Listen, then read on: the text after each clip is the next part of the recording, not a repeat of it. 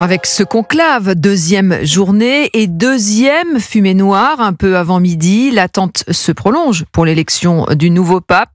Frédéric Michel, vous êtes l'un des envoyés spéciaux d'Europe 1 à Rome avec des fidèles toujours aussi nombreux, place Saint-Pierre, qui suivent avec attention et ferveur ce qui se joue dans la chapelle Sixtine. Et il était exactement 11h50 lorsque la fumée est sortie de la cheminée placée sur le toit de la chapelle Sixtine. Je l'ai vu. Oui.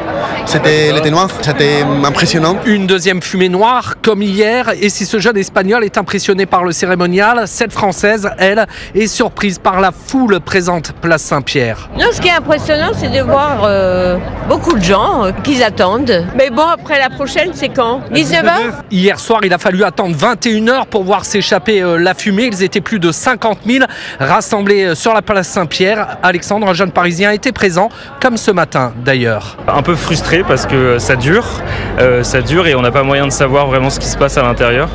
Mais voilà, on a hâte et c'était pas ce matin, donc on va revenir cet après-midi. En effet, car 2 votes sont prévus cet après-midi et cette famille de Saint-Étienne a bien l'intention de patienter place Saint-Pierre. On aurait aimé que ce soit une fumée blanche, mais voilà. On va attendre, c'est une émotion, une belle émotion. Et certains profitent de cette attente pour visiter la basilique Saint-Pierre qui est toujours ouverte au public alors qu'à quelques mètres dans la chapelle Sixtine, les cardinaux sont réunis. Merci Frédéric Michel à Rome pour Europe 1.